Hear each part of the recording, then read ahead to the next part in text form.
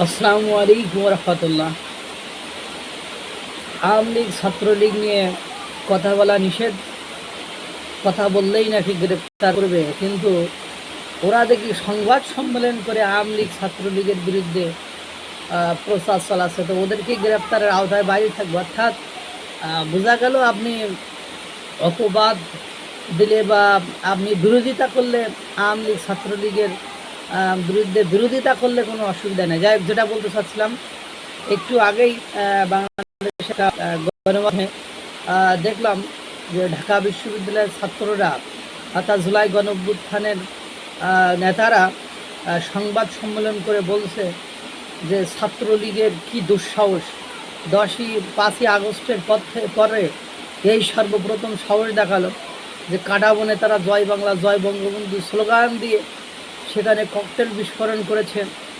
তারা আন্তর্জাতিক অপরাধ ট্রাইব্যুনাল অর্থাৎ যেখানে মানবতা বিরোধী অপরাধের বিচার হচ্ছে তার সামনে ককটেল বিস্ফোরণ করেছে এবং ঢাকা বিশ্ববিদ্যালয়ের ভেতরে ঢুকে আইন বিভাগ যেটা আছে সে আইন বিভাগের সামনে ঝোপের মধ্যে নাকি অবিস্ফোরিত বেশ কয়েকটি ককটেল পাওয়া গিয়েছে। এত বড় সাহস তারা দেখিয়েছে, মানে এর আগে এত কাছে এসে এত বড় সাহস দেখানোর সাহস তারা কখনো পায়নি।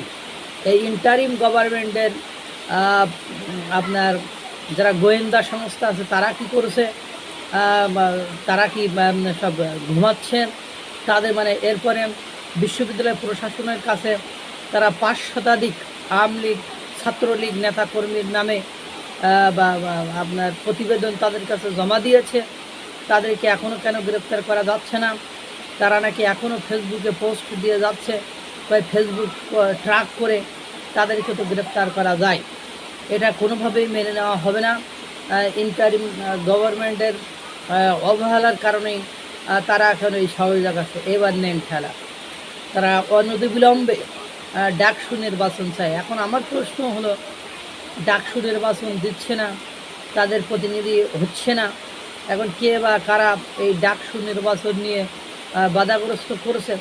যেহেতু আওয়ামী লীগ ছাত্রলীগ এরা ক্যাম্পাসে নেই বা ক্যাম্পাসের বাইরে, তারা এই বিষয়টা কোনোভাবে হস্তক্ষেপ বা বাধাগ্রস্ত করার সুযোগ দেয়, তাহলে তারা কি পরোক্ষভাবে বিএনপির দিকে আঙ্গুল নির্দেশ করে, বা তারা কি বিএনপিকে বোঝাচ্ছে যে তারা কোনোভাবে তাদেরকে ডাকসু নির্বাচন করতে যায়? যাই হোক, যেটা বলতে চাচ্ছিলাম যে ছাত্রলীগের কি সাহস রে বাবা, যেখানে তাদের দেখলেই বা আটক করার কথা এবং কারাগারে পাঠাচ্ছে, সেখানে তারা কাঁটাবানের মতো অঞ্চল যেখানে সবসময় জনগণে ভরপুর থাকে সেই সব অঞ্চলে প্রবেশ করছে, সেখানে যে জয় বাংলা জয় বঙ্গবন্ধু স্লোগান দিচ্ছে, আবার সেখানে ককটেলও মারছে। ছাত্ররা তো আসলেই বিপদগ্রস্ত, তারা তো ভয়ে সন্ত্রস্ত, তাদের ঘুম এমনিতেই হারাম হয়ে গিয়েছে। তখন যে কি হয়, কারণ পারিপার্শ্বিক অবস্থা কোনো কিছুই এখন তাদের সাথে যাচ্ছে না, তারা এখন বহুত বিপদের ভেতরে আছে।